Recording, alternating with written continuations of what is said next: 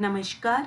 आज हम श्रीमद् भगवत गीता के 18वें अध्याय के बारे में जानेंगे। ये श्रीमद् भगवत गीता का अंतिम अध्याय है।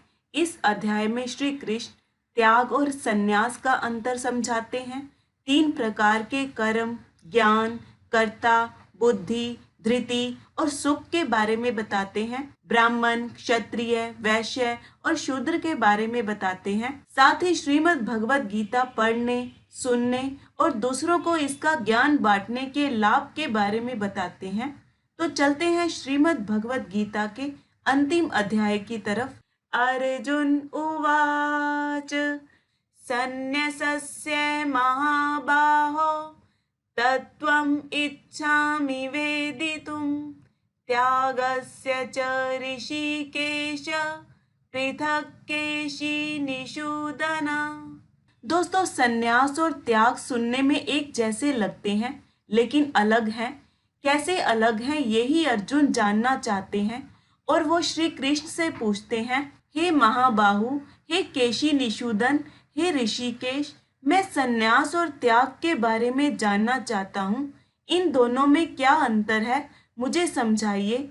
श्री भगवान उवाच काम्य नाम कर्मणां न्यासं सन्न्यासं कवयो विदुः सर्वकर्म फलत्यागं प्राहुस्त्यागं विचक्षणः। श्री कृष्ण कहते हैं, इच्छा द्वारा प्रेरित सभी कर्मों के पूरी तरह त्याग को कुछ विद्वान लोग संन्यास कहते हैं और अपने कर्मों के फल को पूरी तरह त्याग देने को कुछ बुद्धिमान लोग त्याग कहते हैं। मतलब दोस्तों, एक के अनुसार अपने सांसारिक जीवन को त्याग देना ही संन्यास है और दूसरी मान्यता के अनुसार अपने सारे कर्म करते हुए अपने कर्मों के फल को त्याग देना ही त्याग है। त्याज्यम दोषवद इत्येके कर्म प्राहुर्मनीषिणः यज्ञ दान तपः कर्म नात्याज्यमिति चापरे। आगे श्री कृष्ण कहते हैं, कुछ विद्वान तो यह तक मानते हैं कि कर्म करना ही दोष है, इसलिए कर्म को दोष समझकर उसे त्याग देना चाहिए। जबकि कुछ विद्वान मानते हैं कि यज्ञ, दान और तप जैसे कर्मों का त्याग नहीं करना चाहिए। दोस्तों, इन्हीं को त्याग देंगे तो भगवान तक कैसे पहुंचेंगे। निश्चयं शृणु मे तत्र त्यागे भरत सत्तमा त्यागो हि पुरुष व्याघ्र त्रिविधः संप्रकीर्तितः। श्री कृष्ण कहते हैं, हे भरतश्रेष्ठ, अब तुम त्याग के विषय में मेरे निश्चय को सुनो। त्याग 3 प्रकार का बताया गया है, सात्विक, राजसिक और तामसिक। यज्ञ दान तपः कर्म न त्याजं कार्यमेव तत् यज्ञो दानं तपश्चैव पावनानि मनीषिणाम्। आगे श्री कृष्ण कहते हैं, यज्ञ, दान और तप जैसे कर्मों का त्याग कभी नहीं करना चाहिए, बल्कि उन्हें करते ही रहना चाहिए, क्योंकि ये तीनों कर्म उन्हें करने वाले बुद्धिमान लोगों को पवित्र करने वाले होते हैं। एतान्यपि तु कर्माणि संगं त्यक्त्वा फलानि च कर्तव्यानीति मे पार्थ निश्चितं मत्मुत्तमम्। यहाँ श्री कृष्ण कहते हैं, हे पृथापुत्र, लेकिन इन कर्मों को भी इनके प्रति आसक्ति या लगाव और इनके फलों की इच्छा को भी पूरी तरह त्याग कर अपना कर्तव्य मानकर ही इन्हें करना चाहिए। यही मेरा सुनिश्चित और अंतिम मत है। नियतस्य तु संन्यासः कर्मणो नोपपद्यते मोहात् तस्य परित्यागस्तामसः परिकीर्तितः। दोस्तों, कुछ विद्वानों का ऐसा कहना था कि हर कर्म में कोई ना कोई बंधन होता है, इसलिए सारे कर्म ही त्याग दो। पर श्री कृष्ण ऐसा नहीं मानते। उनके अनुसार शास्त्र जिसे ठीक ठहराते हैं, किसी भी करने योग्य कर्म का त्याग उचित नहीं है। अपना नियत कर्तव्य और कर्म कभी त्यागना नहीं चाहिए। जब कोई किसी मोह के चलते अपने नियत कर्मों का त्याग कर देता है तो ऐसे त्याग को तामसी कहा जाता है। दुख मित्येव यत् कर्म काय क्लेश भयात् त्यजेत् सकृत्वा राजसं त्यागं नैव त्याग फलं लभेत्। यह श्री कृष्ण कहते हैं, जो व्यक्ति अपने नियत कर्तव्य और कर्म का त्याग इसलिए करता है कि उसे उन्हें करने में कष्ट होता है या उन्हें करने में शारीरिक दुख का भय है, वह रासिक त्याग करता है और उसे उस त्याग का कोई लाभ या फल नहीं मिलता। दोस्तों, अपने कर्म करना, कर्तव्य निभाना आसान नहीं होता, कोई ना कोई परेशानी तो होगी ही। कार्यमित्येव यत् कर्म नियतं क्रियते रजुन् संगं त्यक्त्वा फलं चैव स त्यागः सात्विको मतः। न द्वेष्टया कुशलं कर्म कुशलेनानुष्जज्जते त्यागी सत्त्वसमाविष्टो मेधावी छिन्न संशयः।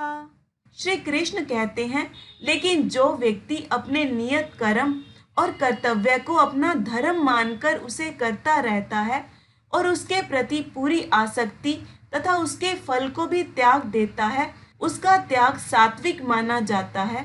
सतोगुण में स्थित ऐसे बुद्धिमान त्यागी के सारे संदेह समाप्त हो गए हैं। उसे ना तो बुरे कर्म से कोई घृणा होती है और ना ही अच्छे कर्म से कोई लगाव होता है। न हि देह भृता शक्यं त्यक्तुं कर्माण्यशेषतः यस्तु कर्म फल त्यागी स त्यागीत्यभिधीयते। यहाँ श्री कृष्ण कहते हैं, किसी भी देहधारी प्राणी के लिए सारे कर्मों का त्याग कर पाना असंभव है, लेकिन जो कर्म के फल को त्याग देता है वास्तव में वही त्यागी कहलाता है। मतलब दोस्तों, जब तक शरीर रहेगा ऐसा संभव ही नहीं कि हम अपने सारे कर्मों का त्याग कर दें, पर कर्मों के फल का त्याग कर सकते हैं। अनिष्टमिष्टं मिश्रं च त्रिविधं कर्मणः फलं भवत्य त्यागिनां प्रेत्य न तु सन्यासिनां क्वचित्। यहाँ श्री कृष्ण कहते हैं, जो सकाम कर्म करते हैं उनके कर्मों का फल उन्हें मिलता ही है, अच्छा, बुरा या फिर मिला हुआ। ऐसे 3 प्रकार का फल मरने के पश्चात अवश्य मिलता है और यह कर्म फल ही उनके पुनर्जन्म का कारण बनता है। लेकिन पूर्ण सन्यासी, सबसे बड़ा त्यागी वो ही हो सकता है जिसने कर्म फल का त्याग कर दिया है, और ऐसे मनुष्यों के कर्मों का फल किसी काल में भी नहीं होता। मतलब दोस्तों, वो जन्म मरण के चक्कर से मुक्त हो जाता है। पंचतानि महाबाहो कारणानि निबोध मे सांख्ये कृतान्ते प्रोक्तानि सिद्धये सर्वकर्मणाम् अधिष्ठानं तथा कर्ता करणं च पृथग्विधम् विविधाश्च पृथक् चेष्टा दैवं चैवात्र पंचमम्। श्री कृष्ण कहते हैं, हे महाबाहु अर्जुन, सांख्य शास्त्र में समस्त कर्म करने के लिए आवश्यक 5 कारण बताए गए हैं। अब तुम इन्हें मुझसे सुनो। पहला है कर्म का स्थान, दूसरा कर्म करने वाला कर्ता, तीसरा उस कर्म को करने के लिए साधन यानी कि विभिन्न इंद्रियां, चौथा अनेक प्रकार के प्रयास जो उस कर्म को करने में लगते हैं, और 5वां है परमात्मा जो इन सबको संभव बनाता है और यह सब कुछ करवा रहा है। शरीर वांग मनोभिर्यत् कर्म प्रारभते नरः न्यायं वा विपरीतं वा पंचैते तस्य हेतवः। यहाँ श्री कृष्ण कहते हैं, मनुष्य अपने शरीर, मन या वाणी से जो भी उचित या अनुचित कर्म करता है वह इन 5 कारणों की वजह से ही होता है। जो कर्म शास्त्रों के अनुसार होते हैं वो उचित होते हैं। तत्रैवं सति कर्तारम् आत्मानं केवलं तु यः पश्यत्यकृतबुद्धित्वान् न स पश्यति दुर्मतिः। आगे श्री कृष्ण कहते हैं, लेकिन वो पुरुष जिनमें बुद्धि कम है या जो अज्ञानी है, वह इन 5 कारणों को ना मानकर यह मान लेता है कि मैं अकेला ही करने वाला हूँ। वह इनके सही स्वरूप को नहीं देख रहा होता। यस्य नाहंकृतो भावो बुद्धिर्यस्य न लिप्यते हत्वापि स इमान् लोकान् न हन्ति न निबध्यते। यहाँ श्री कृष्ण कहते हैं, जिस मनुष्य में यह अहंकार की भावना नहीं है कि कर्ता मैं अकेला ही हूँ, और जो यह समझता है कि सभी कर्मों में परमात्मा का भी हाथ है, जिसकी बुद्धि कर्म के फल में आसक्त नहीं है, वह इन सभी मनुष्यों को मारता हुआ भी उन्हें नहीं मारता, और इसलिए वह अपने कर्मों के कारण बंधन में नहीं बनता। दोस्तों, श्री कृष्ण अर्जुन को यहाँ ये समझा रहे हैं कि जो व्यक्ति भगवान के आदेशानुसार कर्म करता है, वह वध करता हुआ भी वध नहीं करता, ना ही वह कभी ऐसे वध के फल को भोगता है। जैसे दोस्तों, जब कोई सैनिक अपने श्रेष्ठ अधिकारी सेनापति की आज्ञा से वध करता है तो उसको दंडित नहीं किया जाता। ज्ञानम नेयम परिज्ञाता त्रिविधा कर्म चोदना करणम कर्म करतेति त्रिविधा कर्म संग्रह। यहाँ श्री कृष्ण कर्म की प्रेरणा देने वाले और उसे संभव बनाने वाले 3 कारणों के बारे में बताते हैं। दोस्तों, ज्ञाता मतलब जानने वाला, जिसके द्वारा जाना जाए वो ज्ञान कहलाता है, और जिसे जाना जाता है यानी कि ज्ञान का उद्देश्य, उसे ज्ञेय कहते हैं। श्री कृष्ण कहते हैं, मनुष्य को कर्म की प्रेरणा देने वाले ये 3 कारण होते हैं। कर्म को एक साथ इकट्ठा करने वाले और उसे संभव बनाने वाले कारण भी 3 होते हैं। पहला है साधन यानी कि इंद्रियां, जिनसे कर्म किया जाता है। दूसरा है कर्ता यानी कि कर्म करने वाला, और तीसरा है कर्म। ज्ञानम कर्म च कर्ता च त्रिधैव गुण भेदतः प्रोच्यते गुण संख्याने यथावत् शृणुतान्यपि। यहाँ श्री कृष्ण कहते हैं, प्रकृति के 3 गुणों सत, रजस और तमस के अनुसार ही ज्ञान, कर्म और कर्ता के 3-3 भेद होते हैं। अब तुम इनके बारे में विस्तार से सुनो। सर्वभूतेषु येनैकं भावमव्ययमीक्षते अविभक्तं विभक्तेषु तज्ज्ञानं विधि सात्विकम्। सबसे पहले श्री कृष्ण ज्ञान के बारे में बताते हुए कहते हैं, जिस ज्ञान से मनुष्य परमात्मा को सब प्राणियों में और सारी सृष्टि में समान रूप में एक जैसा ही देखता है, उन्हें बटा हुआ नहीं देखता, उसे ही तुम सात्विक जानो। मतलब दोस्तों, जब कोई व्यक्ति हर जीव में, मनुष्य हो या पशु पक्षी, सब में एक ही आत्मा, एक ही परमात्मा को देखता है। पृथक्त्वेन तु यज्ञानं नाना भावान् पृथक् विधान् वेत्ति सर्वेषु भूतेषु तज्ज्ञानं विद्धि राजसम्। रासिक ज्ञान के बारे में बताते हुए श्री कृष्ण कहते हैं, जिस ज्ञान से जब कोई मनुष्य विभिन्न शरीरों में भिन्न भिन्न प्रकार का जीव देखता है, मतलब वो अपने को दूसरों से अलग समझता है, वो सोचता है उसका शरीर अलग है तो उसकी आत्मा भी अलग है, वो ज्ञान रासिक है। यत्तु कृष्ण वदेस्मिन् कार्यसक्तमहैतुकम् अतत्त्वार्थ वदल्पञ्च तत्तामसमुदाहृतम्। श्री कृष्ण कहते हैं, तामसिक ज्ञान वह ज्ञान है जिसमें मनुष्य सत्य को नहीं समझ पाता, जो संकीर्ण होता है और जो किसी एक काम को ही बिना उसके कारण का ध्यान किए उसे ही सब कुछ समझ लेता है। दोस्तों, ऐसा ज्ञान शरीर तक सीमित है और वो मनुष्य को ब्रह्म का आभास ही नहीं करवाता। नियतम संगरहितम राग द्वेषतः कृतम अफल प्रेप्सुना कर्म यत् तत्सात्विकमुच्यते।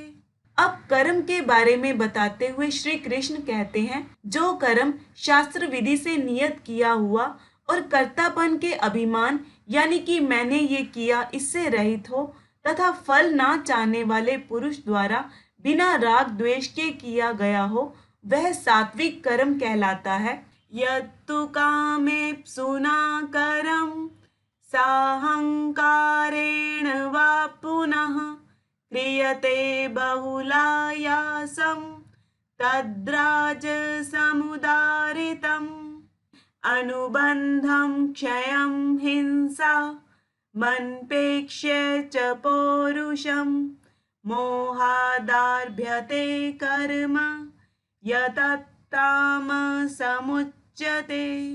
आगे श्री कृष्ण कहते हैं, जो कर्म फल की इच्छा रखते हुए बड़ी मेहनत से या जो अहंकार की भावना से किया जाता है, वो रासिक कर्म कहलाता है। और वह कर्म जो अज्ञान से बिना सोचे समझे शास्त्रीय आदेशों की अवहेलना करके किया जाता है, जिस कर्म में यह नहीं सोचा जाता कि परिणाम क्या होगा, कितनी हिंसा होगी और क्या उस कर्म को करने में कर्ता का सामर्थ्य भी है या नहीं, और जो दूसरों को दुख पहुंचाने के लिए किया जाता है, वह कर्म तामसी कहलाता है। मुक्त संगो नहं वादी धृतयुत साहस मन्वितः सिद्धये सिद्धयोर्निर्विकारः कर्ता सात्विक उच्यते। अब श्री कृष्ण कर्ता के रूपों को समझा रहे हैं। श्री कृष्ण कहते हैं, वह कर्ता जिसमें अहंकार बिल्कुल नहीं है, जिसमें कोई आसक्ति या लगाव नहीं है, जिसमें उत्साह और धैर्य भरा हुआ है, जो सफलता और विफलता में एक जैसा रहता है, उनसे विचलित नहीं होता, वह सात्विक कर्ता कहलाता है। रागी कर्म फल प्रेप्सुर लुब्धो हिंसात्मको शुचिः हर्ष शोकान्वितः कर्ता राजसः परिकीर्तितः। आगे श्री कृष्ण कहते हैं, वह कर्ता जो आवेश से प्रेरित होता है, जो अपने कर्मों का फल पाने के लिए हमेशा बेचैन रहता है, जो लोभी है, दूसरों को कष्ट देने में उसे परेशानी नहीं होती, जो ना अंदर से ना बाहर से शुद्ध होता है, जो सदैव ईर्ष्यालु होता है, जो सुख दुख से विचलित होने वाला होता है, वो रासिक कहलाता है। अयुक्तः प्राकृतः स्तब्धः शठो नैष्कृतिको लसः विषादी दीर्घसूत्री च कर्ता तामस उच्यते। यहाँ श्री कृष्ण कहते हैं, जो कर्ता सदा शास्त्रों के आदेशों के विरुद्ध कार्य करता है, जो भौतिकवादी है, जो हठी है, जो कपटी है, जो दूसरों का अपमान करने वाला है, जो द्वेष करता है, जो दुखी है, जो आलसी है, जो काम को टालता रहता है, वो तमोगुणी कहलाता है। बुद्धिर्भेदं धृतेश्चैव गुणतस्त्रिविधं शृणु प्रोच्यमानं शेषेण पृथक्त्वेन धनंजय। श्री कृष्ण कहते हैं, हे धनंजय, अब मैं प्रकृति के तीनों गुणों के अनुसार तुम्हें विभिन्न प्रकार की बुद्धि तथा धृति के विषय में विस्तार से बताऊंगा, तुम इसे सुनो। दोस्तों, धृति मतलब मन की दृढ़ता। बुद्धि और धृति में गहरा संबंध है। दोस्तों, अपनी बुद्धि से हम सोचते हैं कि हमें ये काम नहीं करना, और धृति खुद को रोकने की शक्ति है। प्रवृत्तिं च निवृत्तिं च कार्य कार्ये भया भये बंधं मोक्षं च या वेत्ति बुद्धिः सा पार्थ सात्विकी। सात्विक बुद्धि के बारे में बताते हुए श्री कृष्ण कहते हैं, हे पृथा पुत्र, वह बुद्धि जो कर्म और अकर्म, करने योग्य और ना करने योग्य कर्म के भेद को समझाती है और इस बात को भी समझाती है कि किससे डरना चाहिए और किससे नहीं डरना चाहिए, क्या वस्तु मुक्त करती है और क्या वस्तु बंधन में डालती है, सात्विक कहलाती है। यया धर्मम अधर्मम च कार्यं च कार्यमेव च अयथावत् प्रजानाति बुद्धिः सा पार्थ राजसी। अधर्मं धर्ममिति या मन्यते तमसावृता सर्वार्थान् विपरीतांश्च बुद्धिः सा पार्थ तामसी।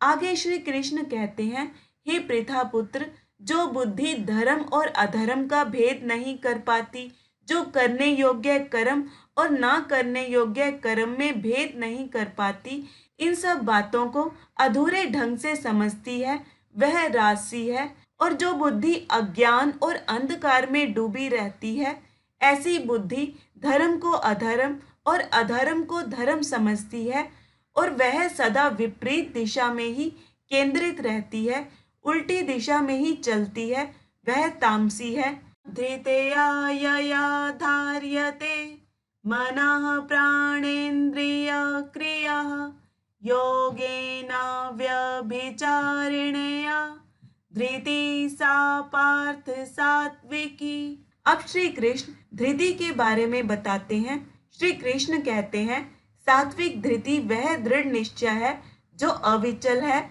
जो दृढ़ होता है और जिससे मनुष्य मन, जीवन देने वाले श्वास और अपनी सभी इंद्रियों की गतिविधियों को केंद्रित और अपने वश में रखता है। मतलब दोस्तों, जो परमात्मा के सिवाय अन्य किसी भी सांसारिक विषय को धारण नहीं करता। यया तु धर्म कामार्थान् धृतया धार्यते रजुन् प्रसंगेन फलाकांक्षी धृतिः सा पार्थ राजसी। दोस्तों, मनुष्य के 4 पुरुषार्थ होते हैं, धर्म, अर्थ, काम और मोक्ष। श्री कृष्ण कहते हैं, हे अर्जुन, रासिक धृति वह दृढ़ निश्चय है जिससे मनुष्य धर्म, अर्थ तथा काम के फलों की इच्छा रखते हुए उनमें दृढ़ता से चिपका रहता है, उनमें लिप्त और फंसा रहता है, वह राशि है। जैसे दोस्तों, जो व्यक्ति धार्मिक या आर्थिक कार्यों में कर्म फलों की सदैव इच्छा रखता है, यया स्वप्नम भयम शोकम विषादम मदमेव च न विमुंचति दुर्मेधा धृतिः सा पार्थ तामसी।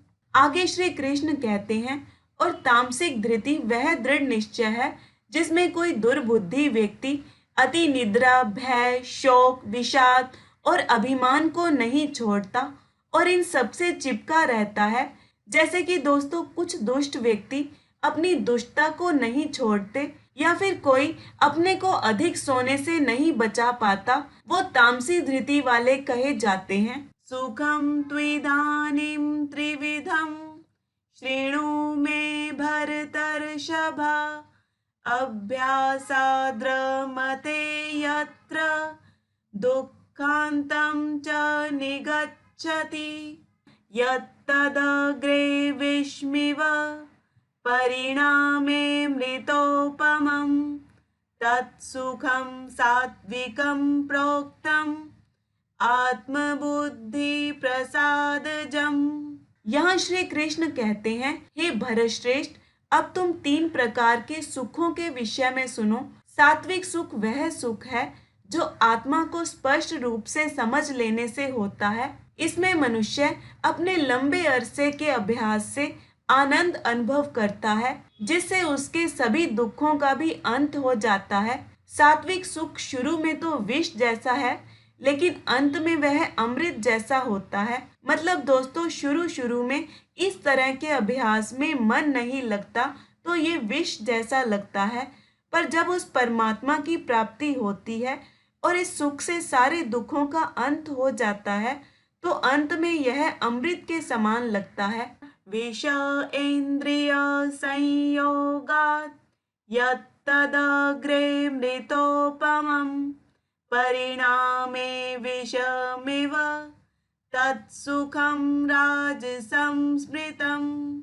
यहाँ श्री कृष्ण कहते हैं, रासिक सुख वह सुख है जो इंद्रियों के विषयों के संयोग से उन्हें भोगने से होता है। ऐसा सुख शुरू में तो अमृत जैसा लगता है, लेकिन अंत में वह विष जैसा होता है। मतलब दोस्तों, कई बार कोई गलत तरीके से पैसा कमाता है, पहले बहुत अच्छा लगता है कि बहुत जल्दी बहुत सारा पैसा आने लगता है, पर बाद में यही कई समस्याओं और दुखों का कारण बन जाता है। यदग्रे चानुबंधे च सुखम मोहन्मात्मनः निद्रलस्य प्रमादोत्थम तत्तामसमुदाहृतम्। आगे श्री कृष्ण कहते हैं, तामसिक सुख वह सुख है जो आरंभ और अंत दोनों में ही आत्मा को भ्रम में डाले रखता है। यह निद्रा, आलस्य, अज्ञान और प्रमाद से उत्पन्न होता है। दोस्तों, कई लोगों को अधिक सोने में, आलस की वजह से किसी काम को टालते रहने में बड़ा सुख मिलता है, और शुरू में ही नहीं, अंत तक वो इसी सुख को ही सब कुछ मानते हैं। न तदस्ति पृथिव्यां वा देवी देवेषु वा पुनः सत्वं प्रकृति जैर्मुक्तं यदेभिः स्यात् त्रिभिर्गुणैः।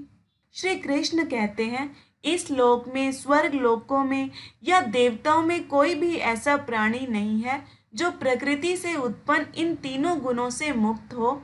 ब्राह्मण क्षत्रिय विषां शूद्राणां च परन्तप कर्माणि प्रविभक्तानि स्वभाव प्रभवैर्गुणैः। श्री कृष्ण कहते हैं, हे परंतप, ब्राह्मण, क्षत्रिय, वैश्य और शूद्र के कर्म भी उनके अपने अपने स्वभाव से उत्पन्न गुणों के अनुसार अलग अलग प्रकार से विभाजित किए गए हैं। मतलब दोस्तों, हमारा कर्म क्या है ये हमारी जाति नहीं, हमारे गुण ये फैसला करते हैं। शमो दम तपः शौचम शांतिरार्जवमेव च ज्ञानम विज्ञानम आसतिक्यम ब्रह्म कर्म स्वभावजम। ब्राह्मण के गुणों के बारे में बताते हुए श्री कृष्ण कहते हैं, शांति प्रियता, अपने मन को सब ओर से हटा के एक जगह केंद्रित करना, इंद्रियों को नियंत्रण में रखना, अपने धर्म के लिए कष्ट सहना, बाहर भीतर से शुद्ध रहना, सरलता और सादगी, सहनशीलता, दूसरों के अपराधों को क्षमा करना, सत्यनिष्ठा, वेद शास्त्रों का अध्ययन अध्यापन करना और परमात्मा के तत्व का अनुभव करना, ये सारे ब्राह्मण के स्वाभाविक गुण हैं जिनके द्वारा ब्राह्मण कर्म करते हैं। शौर्यं तेजो धृतिर्दाक्ष्यं युद्धे चाप्य पलायनं दानमीश्वर भावश्च क्षात्रं कर्म स्वभावजम्। अब क्षत्रिय के गुणों के बारे में बताते हुए श्री कृष्ण कहते हैं, सबसे पहले गुण है शूरवीरता। जो युद्ध में वीरता से लड़ने को तैयार नहीं, वो क्षत्रिय कैसे हो सकता है। इसके अलावा तेज, दृढ़ संकल्प, युद्ध में धैर्य, चतुर, जो कूटनीति रणनीति का प्रयोग कर सके, युद्ध में ना भागना, दानशीलता और नेतृत्व, ये क्षत्रियों के स्वाभाविक गुण हैं। कृषि गोरक्ष्य वाणिज्यम वैश्य कर्म स्वभावजम परिचर्यात्मकं कर्म शूद्रस्यापि स्वभावजम्। यहाँ पर श्री कृष्ण वैश्यों और शूद्रों के बारे में बता रहे हैं। कृषि करना, गायें पालना तथा व्यापार वैश्यों के स्वाभाविक गुण हैं, और शूद्र वो हैं जिसमें ज्ञान की कमी है, तो उसका स्वाभाविक कर्म है दूसरों की सेवा करना। स्वे स्वे कर्मण्यभिरतः संसिद्धिं लभते नरः स्वकर्मनिरतः सिद्धिं यथा विन्दति तच्छृणु। यहाँ श्री कृष्ण कहते हैं, अपने अपने कर्म में लगा हुआ हर एक व्यक्ति सिद्धि को प्राप्त कर लेता है। अब यह भी तुम सुनो कि यह किस प्रकार किया जा सकता है। यतः प्रवृत्तिर्भूतानां येन सर्वम् इदं ततं स्वकर्मणा तमभ्यर्च्य सिद्धिं विन्दति मानवः। श्रेयान् स्वधर्मो विगुणः परधर्मास्वनुष्ठितात् स्वभावनियतं कर्म कुर्वन्नाप्नोति किल्बिषम्। श्री कृष्ण कहते हैं, अपने स्वभाव वाले धर्म का पालन करना ही उस परमात्मा की उपासना करना है, जिस परमात्मा से सभी प्राणी उत्पन्न होते हैं और जिससे यह सारी सृष्टि भी व्याप्त है। अधूरे ढंग से पालन किया जा रहा अपने स्वभाव वाला धर्म पूरी तरह से पालन किए जाने वाले पराये धर्म से अधिक अच्छा होता है। अपने स्वभाव से नियत किए गए कर्म का पालन करने वाले को कभी पाप नहीं लगता। मतलब दोस्तों, क्षत्रिय को शत्रुओं का वध करने के लिए हिंसक होना ही पड़ता है। उससे ये आशा नहीं की जाती कि वो अपना कर्तव्य त्याग कर ब्राह्मण के कार्य करने लगे। सहजं कर्म कौन्तेय सदोषमपि न त्यजेत् सर्वारम्भा हि दोषेण धूमेनाग्निरिवावृतः। श्री कृष्ण कहते हैं, इसलिए मनुष्य को अपने स्वभाव से उत्पन्न अपने धर्म को कभी छोड़ना नहीं चाहिए, चाहे उसमें दोष ही क्यों ना हो। क्योंकि जैसे आग में धुआं होता ही है, वैसे ही सभी कर्मों में कोई ना कोई दोष होता ही है। जैसे दोस्तों, कभी कभी व्यापारिक क्षेत्र में लाभ कमाने के लिए व्यापारी को झूठ बोलना ही पड़ता है। असक्त बुद्धि सर्वत्र जित आत्मा विगत स्पृहा नैष्कर्म्य सिद्धिं परमां संन्यासेनाधिगच्छति। सिद्धिं प्राप्तो यथा ब्रह्म तथाप्नोति निबोध मे समासेनैव कौन्तेय निष्ठा ज्ञानस्य या परा। दोस्तों, सन्यासी कैसे ब्रह्म को प्राप्त होता है, उसी के बारे में श्री कृष्ण बताते हुए कहते हैं, जिस मनुष्य की बुद्धि सदा निर्लिप्त रहती है, जिसने अपने मोह को खत्म कर लिया है, जिस मनुष्य में कोई इच्छा बाकी नहीं बची है, जिसने अपने मन को वश में कर लिया है, वह सन्यास के अभ्यास द्वारा उस सबसे ऊंचे पद तक पहुंच जाता है जो सब प्रकार के कर्मों से मुक्त है। आगे श्री कृष्ण कहते हैं, अब तो संक्षेप में यह भी सुन कि सिद्धि को पा लेने के बाद मनुष्य उस ब्रह्म को, जो कि ज्ञान का सबसे ऊंचा स्थान है, उसे कैसे प्राप्त कर सकता है। बुद्ध्या विशुद्धया युक्तो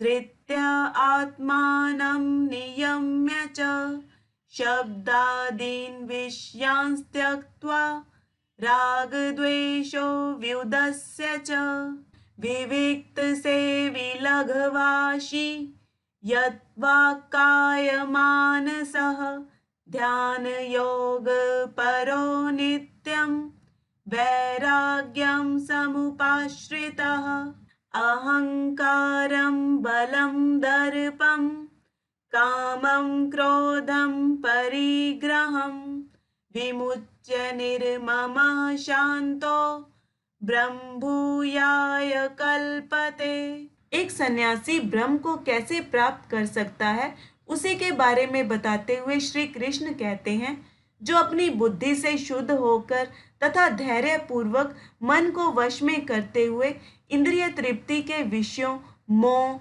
अनुराग, द्वेष, इन सबको त्याग कर एकांत में निवास करता हुआ जो थोड़ा खाता है, जो अपने शरीर, मन तथा वाणी को वश में रखता है, जिसने वैराग्य या संन्यास ले रखा है, अपना अहंकार, अपना बल, अपना घमंड, अपनी इच्छा, अपना क्रोध और अपनी संपत्ति, इन सबको त्याग कर और यह मानकर कि मैं किसी भी वस्तु का स्वामी नहीं हूँ, तब यह भावना रखते हुए और शांत चित्त वाले होकर वह ब्रह्म के साथ एकाकार होने के योग्य बन जाता है। ब्रह्मभूतः प्रसन्नात्मा न शोचति न काङ्क्षति समः सर्वेषु भूतेषु मदभक्तिं लभते पराम्। भक्त्या मामभिजानाति यावान्यश्चास्मि तत्त्वतः ततो मां तत्त्वतो ज्ञात्वा विशते तदनन्तरम्। यहाँ श्री कृष्ण कहते हैं, और जब वह ब्रह्म के साथ एकाकार होकर प्रशांत आत्मा बन जाता है, तब उसे ना तो कोई शोक होता है और ना ही तब उसकी कोई इच्छा या कामना ही रहती है। सभी प्राणियों को एक जैसा समझता हुआ वह मेरी परम भक्ति को प्राप्त कर लेता है, और मेरी इस भक्ति द्वारा वह इस बात को भी जान लेता है कि मैं वास्तव में कौन हूँ और कितना हूँ। तब सच्चे रूप में मुझे जान लेने के बाद वह मुझी में प्रवेश करता है। सर्वकर्माण्यपि सदा कुर्वाणो मद्व्यपाश्रयः मत्प्रसादात् वाप्नोति शाश्वतं पदमव्ययम्। सन्यासी के लिए परमात्मा को पाने का रास्ता बताने के बाद अब श्री कृष्ण बता रहे हैं कि कर्म योगी कैसे उनको प्राप्त करता है। श्री कृष्ण कहते हैं, मेरी शरण में आकर सब प्रकार के कर्मों को लगातार करते रहने पर भी वह मेरी ही कृपा से शाश्वत अमर और परम पद को पा लेता है। चेतसा सर्वकर्माणि मयि सन्न्यस्य मत्परः बुद्धियोगमुपाश्रित्य मच्चित्तः सततं भव। मच्चित्तः सर्वदुर्गाणि मत्प्रसादात् तरिष्यसि अथ चेत त्वमहङ्कारं न श्रोष्यसि विनङ्क्ष्यसि। कर्म योगी कैसे परम सिद्धि को प्राप्त होता है, उसी के बारे में ही बताते हुए श्री कृष्ण कहते हैं, पूरी तरह मुझ में लीन होके अपने सभी कर्मों को अपने चेतन मन से मुझे ही अर्पण करके बुद्धि योग का आश्रय लेकर तुम अपने विचारों को मुझ में ही लगाए रखो। अपने चित्त को मुझ में ही स्थिर करके तुम मेरी कृपा से सब कठिनाइयों को पार कर जाओगे। लेकिन यदि तुम अपने झूठे अहंकार के कारण मेरी बात नहीं सुनोगे तो तुम नष्ट हो जाओगे। मतलब दोस्तों, अगर अहंकार आ गया कि ये सब मैंने किया है, मैंने धन संपत्ति कमाई है, मेरा इतना बड़ा नाम है, ऐसे अहंकार के बाद नष्ट होना तय है। कर्म योगी को अपने सारे कर्मों को सच्चे मन से श्री कृष्ण को ही अर्पण कर देना चाहिए। यद अहंकारमाश्रित्य न योत्स्य इति मन्यसे मिथ्यैष्व्यवसायस्ते प्रकृतिस्त्वां नियोक्ष्यति। स्वभावजेन कौन्तेय निबद्धः स्वेन कर्मणा कर्तुं नेच्छसि यन्मोहात् करिष्यस्य वशोऽपि तत्। दोस्तों, हमारे गुण, हमारा स्वभाव ही हमसे कर्म करवाते हैं और यही करता है। इसी को समझाते हुए श्री कृष्ण कहते हैं, हे कुंती पुत्र, जो तुम अहंकार का आश्रय लेकर मोहवश ये मान रहे हो कि मैं युद्ध नहीं करूंगा, तो तेरा ये निश्चय मिथ्या है, क्योंकि इस कर्म को तू इच्छा ना होते हुए भी अपने स्वभाव के कारण बंधा हुआ और बेबस होकर करोगे। तुम्हारा स्वभाव तुम्हें जबरदस्ती युद्ध में लगा देगा। दोस्तों, अर्जुन क्षत्रिय है, तो क्या ऐसा हो सकता है कि युद्ध शुरू हो जाए और वो हाथ पर हाथ रख के बैठा रहे? ईश्वरः सर्वभूतानां हृद्देशेऽर्जुन तिष्ठति भ्रामयन् सर्वभूतानि यन्त्र आरूढानि मायया। दोस्तों, कोई भी मशीन अपने आप नहीं चलती, उसे कोई ना कोई चलाने वाला चाहिए होता है। यहाँ पर श्री कृष्ण कहते हैं, हे अर्जुन, परमेश्वर सभी प्राणियों के हृदय में निवास करता है और वह उन सबको अपनी माया द्वारा अपने वश में करके ऐसे घुमा रहा है मानो वो सब किसी यंत्र पर चढ़े हुए हों। दोस्तों, हमारे कर्मों के अनुसार हमारा शरीर काम करता है, जिसका नियंत्रण उस परमात्मा के हाथ में है। तमेव शरणं गच्छ सर्वभावेन भारत, तत्प्रसादात् परां शान्तिं स्थानं प्राप्स्यसि शाश्वतम्। यहाँ श्री कृष्ण कहते हैं, हे भारत, सब प्रकार से तुम उस परमेश्वर की शरण में जाओ, उसकी कृपा से तुम्हें परम शांति और परम धाम प्राप्त होगा। दोस्तों, परमेश्वर की शरण में जाना मतलब उसके बताए हुए मार्ग पर चलना। इति ते ज्ञानमाख्यातं गुह्यात् गुह्यतरं मया विमृश्य तच्छेषेण यथेच्छसि तथा कुरु। श्री कृष्ण अर्जुन को कहते हैं, इस प्रकार ये गोपनीय से भी अति गोपनीय ज्ञान मैंने तुझे बतला दिया। अब तू इस रहस्य युक्त ज्ञान को पूरी तरह भली भांति विचार कर, जैसे चाहता है वैसे कर। सर्वगुह्यत मम भूयः शृणु मे परमं वचः, इष्टोऽसि मे दृढमिति ततो वक्ष्यामि ते हितम्। मन्मना भव मद्भक्तो मद्याजी मां नमस्कुरु, मामे वैश्यसि सत्यं ते प्रतिजाने प्रियोऽसि मे। दोस्तों, श्री कृष्ण अर्जुन का भला ही चाहते हैं, उसके भले के लिए ही सबसे बड़े रहस्य को वो उसे बता रहे हैं और कह रहे हैं कि इसे ध्यान से सुनो। श्री कृष्ण कहते हैं, हे अर्जुन, अपने मन को तू मुझ में लगा, मेरा भक्त बन, मेरा पूजन करने वाला हो और मुझको ही प्रणाम कर। ऐसा करने से तू मुझको ही प्राप्त होगा। इस बात का मैं तुम्हें सत्य वचन देता हूँ, क्योंकि तू मुझे बहुत ही प्रिय है। सर्वधर्मान् परित्यज्य मामेकं शरणं व्रज, अहं त्वां सर्वपापेभ्यो मोक्षयिष्यामि मा शुचः। यहाँ श्री कृष्ण कहते हैं, अपने सभी कर्मों, सभी कर्तव्यों और सभी धारणाओं का त्याग कर, अर्थात उन्हें भगवान को सौंप कर तू केवल मेरी शरण में आ जा। तू दुखी मत हो, मैं तुम्हें सब पापों से मुक्त कर दूंगा। इदं ते नातपस्काय न भक्ताय कदाचन, न चाशुश्रूषवे वाच्यं न च मां योऽभ्यसूयति। दोस्तों, बिना मांगे सलाह देना समझदारी नहीं होती। ऐसा ही कुछ श्री कृष्ण अर्जुन से कह रहे हैं। वे कहते हैं कि तुम्हें ये गीता रूप रहस्यमय उपदेश किसी भी काल में तप रहित मनुष्य से नहीं कहना चाहिए, न उसे कहना चाहिए जिसमें इसे सुनने की श्रद्धा ना हो, जिसमें मेरे प्रति निष्ठा और आस्था ना हो, जो मेरे से द्वेष करता हो। मतलब दोस्तों, जो श्री कृष्ण को नहीं मानता, उसे श्रीमद् भगवत गीता का ये ज्ञान बताने का कोई फायदा नहीं होगा। यइदं परमं गुह्यं मद्भक्तेष्वभिधास्यति, भक्तिं मयि परां कृत्वा मामे वैश्यत्य संशयः।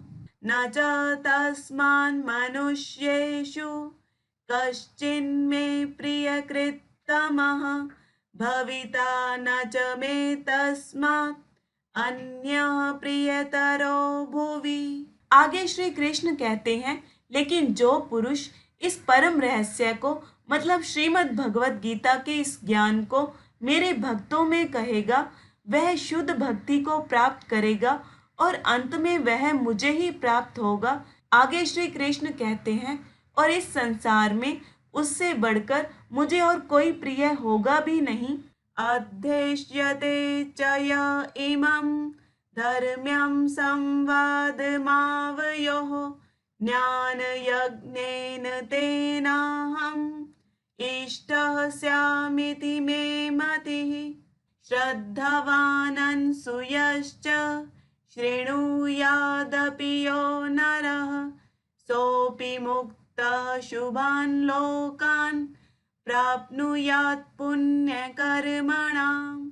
यहाँ श्री कृष्ण कहते हैं, और जो व्यक्ति हमारे इस पवित्र संवाद का अध्ययन करेगा, जो इसे पढ़ेगा, मैं ऐसा समझूंगा कि वह ज्ञान यज्ञ द्वारा मेरी पूजा कर रहा है। और जो मनुष्य पूरी श्रद्धा, पूरी निष्ठा और आस्था से बिना ईर्ष्या किए हमारे इस पवित्र संवाद को सुनेगा, वह भी मुक्त होकर पुण्य आत्माओं के आनंदमय लोक में पहुंच जाएगा। कच्चिदेतच्छ्रुतं पार्थ त्वयैकाग्रेण चेतसा कच्चिद् अज्ञानसम्मोह प्रणष्टस्ते धनंजय। दोस्तों, श्रीमद् भगवत गीता के इस ज्ञान को अर्जुन को देने के बाद श्री कृष्ण उससे पूछते हैं, हे पृथापुत्र, हे धनंजय, क्या तुमने एकाग्रचित होकर पूरे ध्यान से इन सब को सुना है? क्या तेरा अज्ञान और तेरा मोह दूर हो गए हैं? अर्जुन उवाच नष्टो मोह स्मृतिर्लब्धा त्वत्प्रसादान्मयाच्युतः स्थितोऽस्मि गतसन्देहः करिष्ये वचनं तव। अर्जुन उत्तर देते हुए कहते हैं, हे अच्युत, मैंने एकाग्रचित होकर और पूरे ध्यान से ये सबको सुना है। आपकी कृपा से और आपके समझाने से मेरा सारा अज्ञान, सारा मोह और सारे भ्रम नष्ट हो गए हैं। मेरी स्मृति फिर से लौट आई है। अब मेरे सारे संदेह समाप्त हो गए हैं और मैं स्थिर चित्त हो गया हूँ। मैं आपके आदेश अनुसार ही काम करूँगा और यह धर्म युद्ध अवश्य लड़ूंगा। संजय उवाच इत्यहं वासुदेवस्य पार्थस्य च महात्मनः संवादमिमं श्रोषम् अद्भुतं रोमहर्षणं व्यासप्रसादात् श्रुतवानि तद्गुह्यमहं परं योगं योगेश्वरात् कृष्णात् साक्षात् कथयतः स्वयं। अब संजय धृतराष्ट्र से कहते हैं, महाराज, इस प्रकार मैंने दोनों महापुरुषों वासुदेव और अर्जुन के मध्य हुआ ये आश्चर्यजनक संवाद सुना, जिसे सुनकर मेरे रोंगटे खड़े हो गए हैं। श्री व्यास जी की कृपा से दिव्य दृष्टि पाकर मैंने इस रहस्यपूर्ण योग का उपदेश स्वयं योगेश्वर श्री कृष्ण के मुख से सुना। राजन संस्मृत्य संस्मृत्य संवादमिम अद्भुतम् केशवार्जुनयोः पुण्यं हृष्यामि च मुहुर्मुहुः तत्संस्मृत्य संस्मृत्य रूपमत्य अद्भुतं हरेः विस्मयो मे महान् राजन् हरिष्यामि च पुनः पुनः। आगे संजय कहते हैं, महाराज, मैं केशव और अर्जुन के इस अद्भुत और पवित्र संवाद को बार बार याद करके आनंद से विभोर हो रहा हूँ, और जब जब मैं हरि के इस अत्यंत अद्भुत रूप को याद करता हूँ तो मैं बहुत आश्चर्यचकित होता हूँ। मैं बार बार हर्षित हो उठता हूँ। यत्र योगेश्वरः कृष्णो यत्र पार्थो धनुर्धरः तत्र श्रीर्विजयो भूतिर्ध्रुवा नीतिर्मतिर्मम। श्रीमद् भगवत गीता के इस श्री कृष्ण अर्जुन संवाद को खत्म करते हुए संजय कहते हैं, हे राजन, जहाँ योगेश्वर भगवान श्री कृष्ण हैं और जहाँ धनुर्धारी अर्जुन है, वहीं पर ऐश्वर्य, विजय, विभूति और अचल नीति है, ऐसा मेरा मत है। संजय कह रहे हैं कि जहाँ श्री कृष्ण और अर्जुन होंगे वहाँ सम्मान, नीति और जीत का होना निश्चित है। मतलब दोस्तों, जहाँ श्री कृष्ण हमारे सारथी होंगे और हम अर्जुन के जैसे उनको मानने वाले होंगे, तो वहाँ हमारा सम्मान और हमारी विजय भी निश्चित है। जय श्री राधे कृष्णा।